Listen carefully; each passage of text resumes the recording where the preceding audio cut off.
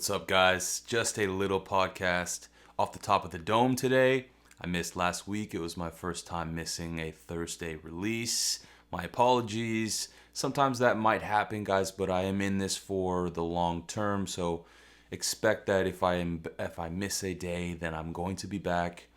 There's some big things happening. As I'm recording this today, it's Wednesday, January 20th.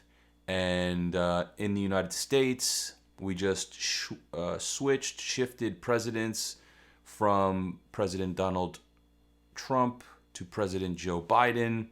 And this is quite an intense time to be alive, quite an intense time to live in America. There's a lot of emotional chaos sweeping around the world, not just because of politics, but obviously because of the worldwide circumstances that we're facing now and over the past year. So I think, based on what I'm seeing, that there are two major categories for the sake of this discussion. One of those categories is people who get emotionally invested in the political or cultural or social climate and find themselves in pain or stressed out or losing their shit or getting angry, things like that. And look, I've also felt angry and stressed about things that have happened this year for sure. But it's sort of a unwillingness to let go is what I'm talking about. If I notice myself getting unnecessarily emotional or angry about something, if it's hurting me and the people around me to feel that way, then I will take note and try to make a change. Our emotions are within our control. As much as that might not seem intuitive or common knowledge, we can change how we feel. That's within our control. So when I see people who are losing their shit about anything that happens outside of their control, I just can't help but feel bad for them. Pity. I pity them for their needless suffering, their addiction to suffering. Some people just want to stay where they're at. For the most part, based on my limited experience, human beings are addicted to whatever emotional patterns they have. Even if they're negative, even if they're not enjoyable, we are addicted to those patterns. That's why people do the same things over and over again that hurt them and can't help it. Like, if people who are fat, who are unhappy, they can't help but eat more, right? If they can't lose the weight, it's because they just can't stop eating more. And they're doing the thing that's bad for them and they can't help it. Or like smokers who know, this is bad for me, I don't want to do this anymore. It feels bad, I don't enjoy it, but I'm addicted to it. We're addicted to emotions in the same way that we can be addicted to these other unhelpful activities or behaviors. And I say I pity those people because they're addicts. They almost can't help themselves. They don't have enough mental strength or emotional strength to guide themselves to feel a different way. So for me personally, regarding all this stuff, I have my opinions. And also, it doesn't really matter to me because ultimately, there's a lot that could happen, just evidenced by history alone, that we will not expect, that will tear apart societies at the seams and create all sorts of chaos and pain, even death or destruction. And we can't really prevent that. A meteor could hit. Someone could hit the nuclear launch button. There might be a natural disaster. A virus might hit and spread. There's all sorts of things that could happen that we simply have no hope of trying to control, not even a little bit. There's nothing we could do.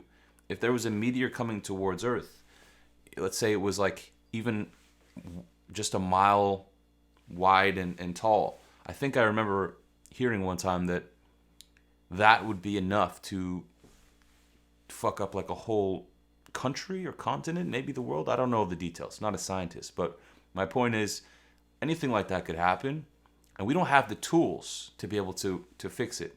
Like if there was a meteor the size of Earth hurtling towards Earth, our guns, our like drones, our little like lasers and shit, that's not going to break up the meteor headed towards us. There's some things we just can't control. We are completely helpless against certain forces of nature.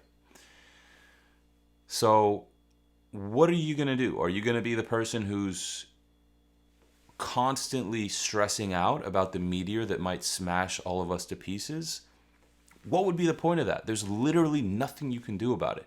Unless you have some crazy science brain and you're committed to figuring out how to destroy a meteor from this planet before it hits us.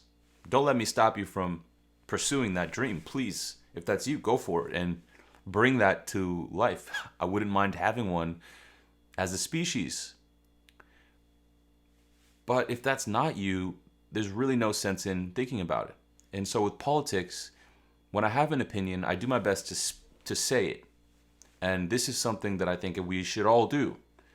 I don't think that politics should be a quiet, personal thing. Of course, if you want to keep it personal, fine. But we should be able to discuss. In fact, we should be encouraged to discuss. I think we should even be pressured to discuss what we believe politically. And I'm not saying simplifying it and being like, I'm on team red, I'm on team blue. That's all bullshit. I'm not saying that. I don't believe that that's helpful. What I'm saying is we should talk about the nuance. If there's a particular discussion, like on the subject of free speech, for example, I'm essentially a free speech absolutist. I don't think that there is any speech that we should not be able to say, no matter how offensive, unless it already falls under one of the categories of restricted speech now within the United States.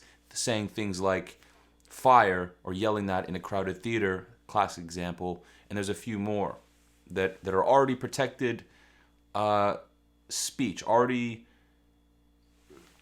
caveats to the free speech that we have inalienably as humans in America. If we wanted to talk about free speech as a subject, now we can get into some nuance. It's not a black and white issue.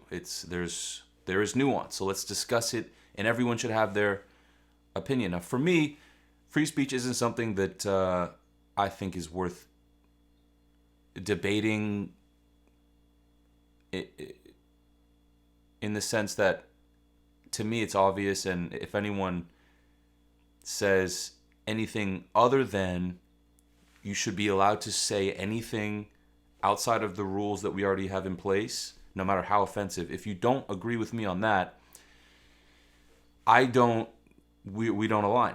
There's for me, it is black and white. It's like, if we have free speech, we have free speech. You can't say you have free speech, but also if you say something that offends me, then I can fine you or take you to jail. So maybe that's a bad example, but I want to be able to talk about that. I want to be able to talk about how I think nerfing the world, putting protective pads around people's mind and their feelings, and saying, if you say something offensive, that means that you have to be like ejected from society. I think that you are only hurting everyone by doing that. So that's my opinion. And I would like to be able to discuss that at length and go into the nuance. And I think that you should have your own opinion as well. And if you don't, that's okay. But then you're not really participating in the game, right? And if you don't want to participate, I get that. It's stressful. I don't really want to be a part of the politics discussion generally either, because of how stressful it is. But my core belief is things like religion, things like politics, things like sex, these are taboo subjects for some fucking reason. And it doesn't make any goddamn sense to me. because the way that we reproduce sex, the way that we govern our people, politics, and the source of our beliefs, religion, these are important topics. We have to be able to talk about them. We have to be able to talk about them at length, with differing opinions, going into the nuance. It can't be black and white. That should be what we should all strive for if we want to move this world forward. But right now, it's not that way at all. At least it doesn't seem that way to me. Right now, it seems to me that if you don't share the common popular opinion and toe the party line, you're evil, you're a bad man or bad person, and you don't deserve a voice. So get the fuck out of here. I just couldn't disagree more with that. And when I start to think about it, it makes me angry. I do get angry about this. And then I go, what am I going to do with this anger? Do I want to sit with this and feel this way? No. So what I will usually do is think about my opinion. What is my perspective on this? But for, let's say, free speech. My perspective on free speech is you can say anything you want to me. Any word. Call me any name. Say the most racist words. Say anything you want about me. Say something about my family. As long as I'm not worried about a threat of violence from you, as long as it's just words, say whatever you want, dude. I'm just going to laugh at you. And in that sense, nobody can hurt me with words. Do you remember that phrase? Sticks and stones may break my bones, but words will never hurt me. Well, we learned that as children, babies. And today, adults act like they're getting their bones broken by words. And I think that they're pussies. And they're weak. And I pity those people. Those poor, poor souls. Those poor, sad, ignorant, entitled people who think that just because something hurts their precious little bitch feelings, that someone else shouldn't be able to speak their opinion. That hurts my feelings. Take his voice away. They're weak. Those are weak people. And there's a lot of weakness right now, which, again, it doesn't really... there's a lot of emotions I can feel about it. It makes me sad, but what can I control? Well, what I can control is how I respond to that. So sometimes I'll call it out, and that feels good for me to express myself, and I'm no longer holding on then to that energy, whatever it might be, stress or anger or frustration. Instead, I take that energy and I use it to articulate my thoughts. I use it as energy to understand, why am I feeling this way? And once I come up with it and articulate my thinking around it, and I express that authentically, those emotions, they pass me by. I've done what I can right now. I focused on what I can control. So I would like to encourage all of you watching me, and thank you for watching this Off the Top video today, Off the Top podcast. I'd like to encourage you to do the same thing. Focus on what you can control, like the Stoics, and ignore what you can't control. If something bothers you, and plenty will, look at it objectively and say, all right, what can I actually affect here? And if there's something you can affect about something that frustrates or annoys or angers you, do it. Figure out what that looks like. I'm not going to go march in the streets. I got shit to do. I have work to do, and I'm not going to go do that. So that's like not that. Some people might do that, and that's fine if you do, but it's not what I'm going to do. So I just put that aside. I'm not going to go run for politics. So if you want to do that, great. Then that's within your control. You can actually go endeavor to start rallying the people and then try to gain office, right? But I'm not going to do that. What am I going to do? I'm going to jump on Instagram. I'm going to make a quick story to my followers, and I'm going to just express myself. Just describe how I feel about it. Put my thoughts out there authentically, genuinely. To be a real motherfucker for once, unlike a lot of people we're seeing right now. Just saying the popular thing, because that's what everyone wants to hear. Guys, be one of these men of integrity, these legends who are willing to speak out against what's popular if you believe it. And also don't be one of these weak pussies who allows the environment to affect yourself negatively, if beyond what's impossible to avoid. A lot of people have been really angry and incensed with Donald Trump, and I understand they have their reasons, and I'm not making this a discussion about Trump or about Biden. It's not really my point. It's more just that was our recent president, and I've seen a lot of people who lost their emotional composure because of the fear porn playing on the news all the time. The media just amplifying every thing into a story, primarily using fear as an emotional driver for that content. And of course, that drips down and echoes out and creates a ripple of despair. So, I mean, look, you could be one of those people who all it takes is one news story. You could see just one news story, and you're going to be stressed for the next 2 days. It might not even be something like world earthquake just crushed San Francisco. That would, of course, fuck with me for a couple of days because I live near San Francisco. I have friends there. But if it was like the president just, I don't know, was mean to a reporter or something, and then you're just going to go, oh, I can't believe this president. He's so crazy. He's so bad. He's the worst person who's ever lived. Like, if you're losing your composure, you're being emotionally affected by this outside thing, and you don't have control over yourself. So you're just at the mercy of your environment. You always hear me say that phrase, at the mercy of the environment. A lot of the work that I do is about becoming like an arrow slicing through the air.